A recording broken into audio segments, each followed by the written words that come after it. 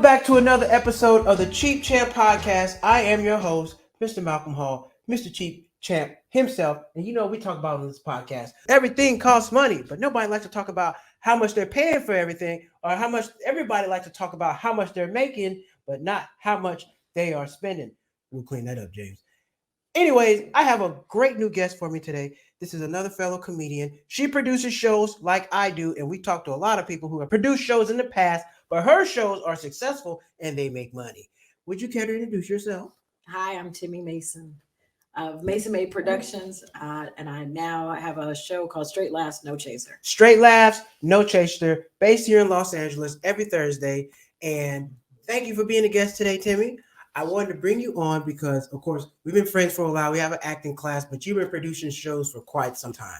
I've been producing shows. I don't do it right now because it's a lot, venue, money, all that good stuff, finding comics. It's a lot of work. So, before we get into producing shows, how did you get into comedy? What made you start going to tell jokes and walking up to the mic? So I think that, I just had a personality. I had a good personality. I was pretty funny amongst my friends, my coworkers, family. And so everybody was like, oh, you should tell jokes. And I wanted to do it, but I was always afraid.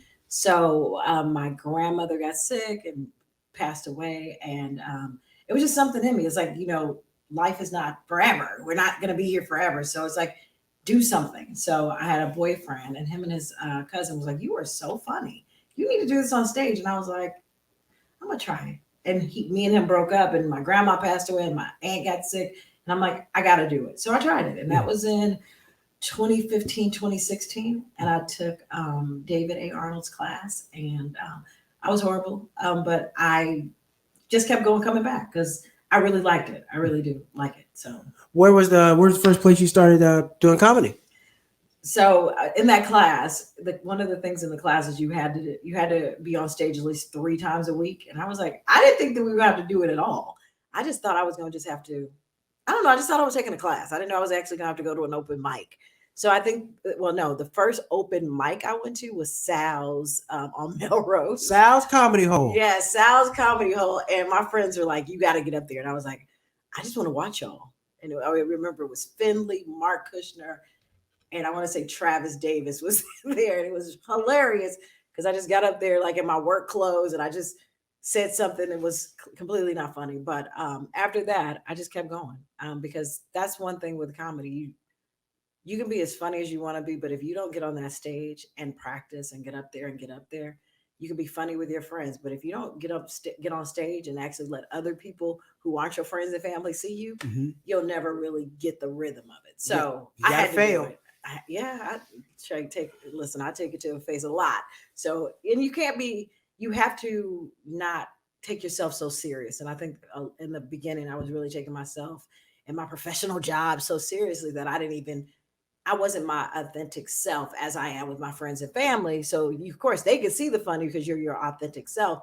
But when you're on stage, you have to kind of like be your authentic self. And that's really where I'm aiming to be who I am when I'm with my friends and my family, and try to put that person on stage. Right. I know exactly what you mean. Like try to find your authentic self. It's like, okay, I got stage funny, then there's me. Right. But when you merge the two, that's when you really figure it out. And then as time goes on, like doing podcasts, that's when you go be funny. It's like I can be funny on stage, but some people can't be funny in conversation. Or when you go do late night, you got to be funny and you're not telling jokes.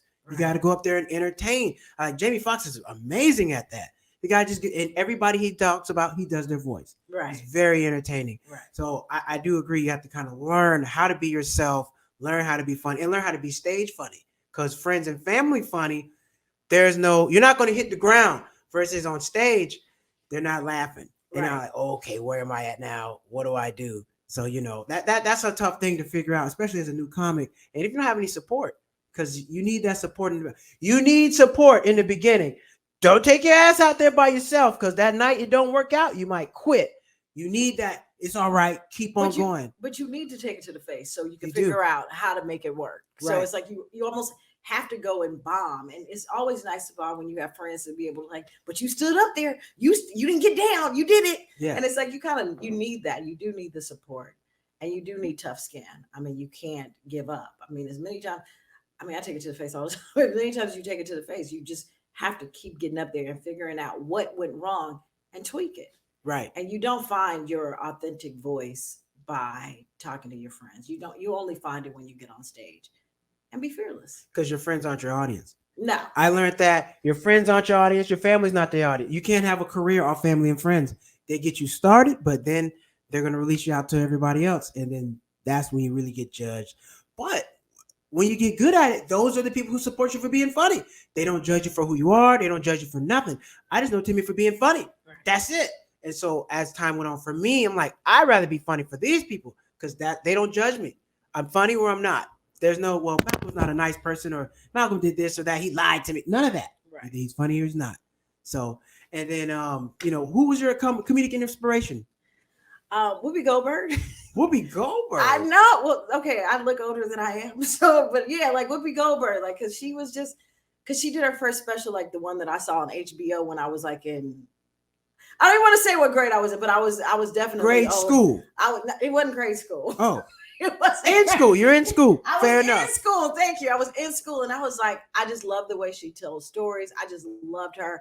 And then there was Arsenio Hall. Like I loved his nighttime special, like not special, his show, his talk show that he did every night that I was old enough to watch. Mm-hmm. So it's like, yeah. So I really like looked at them and was like, Eddie Murphy, all of these greats are just like, I want to do that one day when I get outside of my head, because I was always just people like I'm outspoken. I've always been really outspoken, and people don't know that the Gemini, there's a really shy Gemini in there.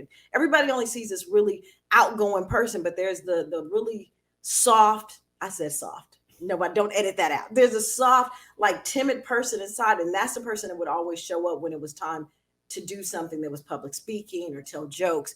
And that was the person who was always showing up and like, you don't want to do that. Like, they're not going to laugh at you. They're not going to do it. But it's like you saw all these really funny examples of people doing it. It's like, I really wanted to do it. And finally, when I just finally told that shy person to shut the hell up and sit down, let's try it. I mean, I was in my 40s. I was well in my 40s when I finally just told that person to shut up and sit down and let's just try it. Right. I'd already raised my kid. I'd already did all the degrees that I wanted to do. And I look back and think, dang, I should have did that when I was in high school or when I was in college. It would have been easier, but it's like you take the journeys that you take. Right. And I don't kick myself in the butt for not doing it earlier. I mean, even though I say sometimes it probably would have been easier, but you know. You start when you start. Because I got on stage for the first time my freshman year of college. I didn't pick it up again till my junior year. So, but I did it because I needed money. So they were like, well, we need some money. I got into comedy because we needed some money for gas. I couldn't sing. I couldn't rap. I'm like, well, Malcolm's funny. All right, well, let's do it. We need the money. We got to go. So I did it. And then, later on, some friends talked me back to going up and doing it again. So my first time on stage was not to be a comedian. I needed to win this contest so we can get some gas money to go to this party. Hilarious. That's it. That was it. Nothing more, nothing less. Like, I wasn't thinking about being a comedian. People told me I'm funny, so I can do that. And I did it.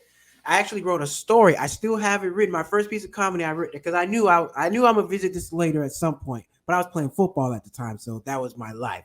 But once that ended, move on to the next thing. Mm-hmm. So, but would you say that watching those inspirations makes it harder for the new comedians because you see it perfected? You don't see Eddie Murphy's first time doing comedy. You don't see anybody's first time doing comedy. You can now because of YouTube. But you don't know. You don't know, like, oh, that's how it's supposed to be. You see the finished product, but you don't see working it out night after night after night.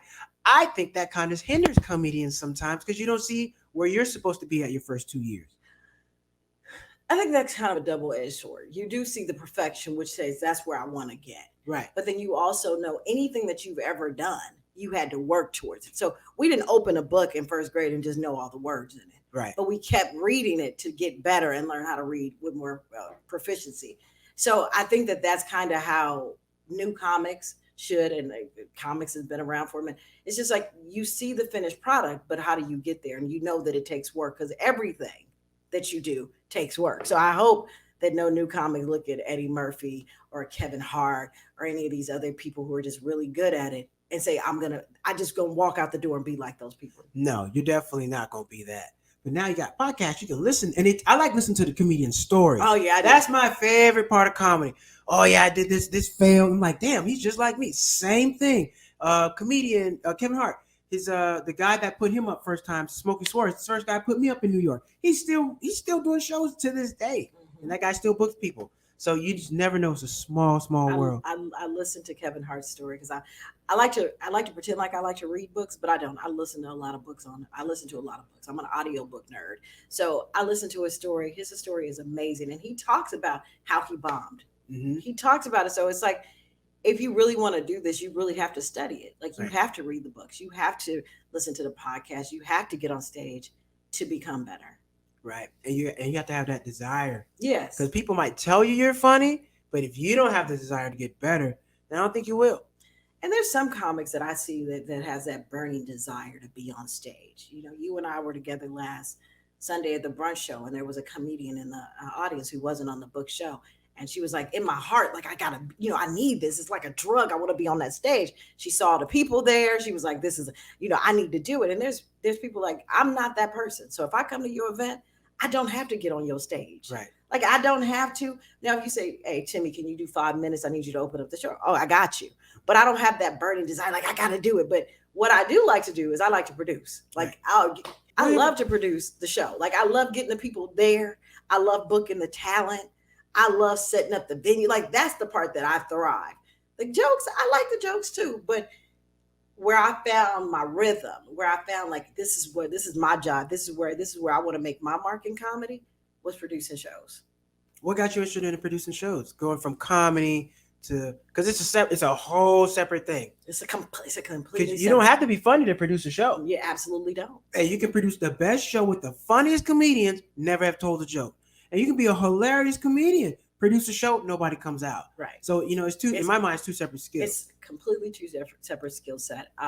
I was meeting with a comedian who, very funny comedian, just has a great mind for comedy. And I was meeting with her weekly, just kind of talking about it, hashing out things on my comedic journey. And I think she must have saw something in it. Shout out to Angel Gaines. She saw something in me and was like, hey, what about if you produce a show? And I had never thought about it. She said, hey, produce a show. And she kind of just told me like basically what I would need to do, gave me some comedians' names, like, hey, why don't you hit this person up? And I was like, okay. And why don't you look at this venue? And so that kind of just pushed me in that direction. And I haven't looked back. And so the first show was at the Fanatic Salon. And we realized right that day, like that first show, that venue was too small for what I could do. So then I hit up Enz Mitchell over at the Comedy Union. Love Enz. And I Rest said, in peace, Comedy Union. Great club. In peace. Yeah. I saw him the other day and I was like, I love that place. That's at $150. And so I rented that out, sold it out each time that I did it. At the time when I was doing that, I worked nights. So it was kind of hard to navigate because I was trying to do it and work. So I didn't get to do it. Then we hit the pandemic because I was changing jobs. I was like, I really want to give comedy a try. So like just really do it and not work nights. So switched my job at the end of 2019 because I'm going to give comedy a shot. I'm going to produce my shows. I'm going to be up there. And then the pandemic said, no, you're not. You're going to sit down. So tried the Zoom shows. Zoom shows did not work for me because when I'm at work, I'm on Zoom all day. So Zoom shows, trying to be funny, like that didn't jive with me. So at the end of when the pandemic was, where the world was opening back up, it's like, I need to do this. I need to do it. And so I was going to this little bar and I was like, I could do something in here. I could really do something in here. And I wanted to do it. And I kept hitting them in their inbox, which, it's hard. Rejection is hard.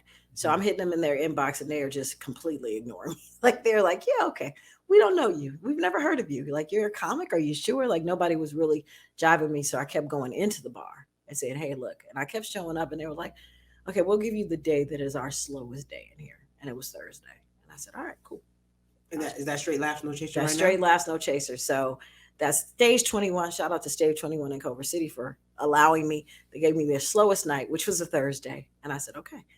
And I have consistently produced that show on Thursday since February of this year. And it's a great show. A lot of people come out. Yes. It's a very nice show. It's a nice show. I really like it. I really like producing it. I love getting the talent on, being able to put people on and giving them a stage where, a more established comic can come out and get 15 minutes from me. Like, and if you want 30 minutes, like I'm a comedian. Like I'm here for the people. So that room is for the people. And if people need a more substantial amount of time where they need to work something out, like I have this show and I can't go anywhere else and get 15 minutes, and I'll do it every week. Like if you're working on something, like I don't mind opening up the doors for people who are really working on something. So that's good because a lot of people are selfless in comedy because comedy is an individual sport. Everybody wants to make it, so to produce and give other people time, I think that's amazing. Because it's rare. It's rare because everybody's trying to be the number one. Everybody wants to be the star. yeah, I have a comedian friend who swears that the reason he's like, oh, you don't want to host your show because you're scared. It's like, no, I'm not afraid, but I know that being a host it's a skill set. And I'm developing the skill set, but I have friends who want to develop the skill set too. So I'm like, hey, you want to host? I'm gonna let you host it. I'm gonna do 15 minutes on my own show. So I get to, I'll do my own show. Like I'll put myself on the lineup and not host to let somebody else. You want to host? Come down and host. I'm gonna let you host. I have people who don't like to they're scared about doing the cold open. I'm gonna come down. I'm gonna give you the cold open. Bring me up. And it's a skill set. And there's not a lot of places that will let you do it. Well, I'm gonna let you do it because I understand the skill set. I understand what it takes to get it, and I have the platform for you to do it. Mm-hmm. What do you find some of the hardest things about producing the show? What's like, because everything has a cost. Sometimes it costs a lot of money to get the venue. It costs a lot to, get the comment. It costs your time, your money. So what would you say is the biggest cost of running the show? The biggest cost of running the show is definitely time. It's my time. Reaching out to people, going to other comedy venues saying, hey, I'm Timi. You might not know me, but I have a show. It costs time, a lot of time, gas. Luckily, the venue does not charge me. So that's the good part about the venue. So that doesn't cost me anything. But, just building relationships and being present and trying to be, always nice and on for people. So I think that would be probably the most costly thing at Stage 21. The most costly thing for the brunch show would probably being cute because I actually got to get dressed up for that show. So I got to buy an outfit. No, I'm joking. I'm just joking. I would say, making sure the comics have money in their pocket because that is a real show. That's not a workout room. That's like the people who are on that show have to be real, like they have to be serious about the craft. I like to say that I'm going to be the weakest link on the show. It's like, and these are all my friends, so they don't mind me being. And I'm the host of the show. If you would like to come down to the brunch show, please come down and get your laugh on. Yes, the next show is November 13th. November 13th. November 13th. Yes, so you are the host, and I love that. I'm gonna do a good solid 10 minutes, and I'm gonna let you host the whole show. And I think the hardest thing about that is like making sure you have the right talent. Mm-hmm. Yeah, you got to find talent because when I was producing shows. I'm not gonna lie. If you weren't funny, I'm pulling you off stage. I'm not gonna let you sit up there and burn my audience. I'm not happy. So and you're not because I'm. That's the part. Like it's like I'm starting to get there where it's like it's a workout room, and I get that you want to work some of your stuff out, but some of it you have to weave some funny in there. So if I'm giving you 15 minutes, a solid 8 of them need to be really funny, and I can give. I mean, me personally, I've been doing comedy for a long time. I don't feel like you're. No. The job is to be funny. If you're not hitting it tonight, you gotta get off stage. Look, if you're not scoring no points tonight, we're gonna put you on the bench. We'll put you back in next game, but tonight it's not working. Yeah, and see, I think so. Yeah, I'm getting there. So there has been some people like when I'm not running the light, I'll tell my friend who's running the light on this time. Like you can't bring the show down because even though it's a free show, people don't have to pay to be there. They still paying with their time and they want to be entertained, and it's your brand. So when people hear Straight Laughs No Chaser, I don't want to be like nah, I don't want to go there. There's places during the week you can go work out with just comics. So that's why I don't believe you should be doing that. There's places where you just go work out. That's the gym. I don't practice in the game. I practice at the gym. That's what I do. So you don't come here and play that. I can appreciate that perspective. I can. And that gives me a new spin on it. Because sometimes I just feel like, I'm like, I don't want to be the mean girl because I can be the mean girl. Like I can 100% be the mean girl. So it's like, yeah, do you want to be the mean girl? Like, I don't want to be the mean girl. But then also I have to protect my brand. So I have started like lighting people like, I'm going to need you to come on down. I'm about business. I don't play that. Gotta go. Because if I'm not funny, I'm going to wrap it up. Yeah. I'm like, she's not hitting tonight. Some people don't have the introspection to know that they aren't funny. Like some people are just like, if they see two people laughing and the rest are like that they killed. And so, I know you know where you at. You know when somebody destroyed before you and you're up and it's just not going. You know what it is. you and I know. But those comics. There's comics that just like, no, I murdered it today. And it's like, I was there too, right? Like I saw it. Yeah. But then when you're not getting calls about shows and you're moving on, because some people are moving on to bigger and better shows and you're not.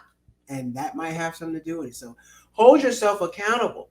Yeah, you definitely need to hold yourself accountable. You definitely, as David A. Arnold used to tell us, is record yourself and listen back to it.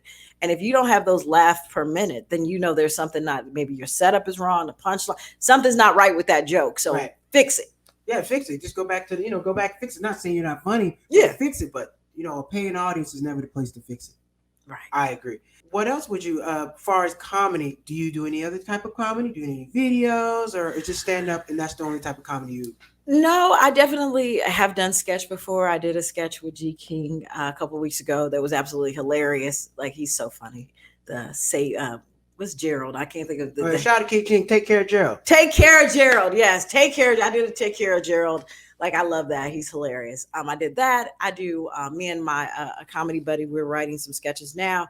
So I definitely do that. I do voiceover and stand up. Straight Laughs, No Chaser. Straight Laughs, No Chaser. 11/13. If this episode's not out by that time, we'll still get you a copy. You still get to come out to see the show. And like I said, the brunch show is 11/13, and Straight Laughs, No Chaser is every Thursday at what's the venue? Stage 21 in Culver City. Stage 21, Culver City. Where can everybody find you at? They're looking you up. They want to come to a show. Where can they find you? Awesome. Instagram, Facebook, TikTok. It's all Timi, Timi Mason, Mason.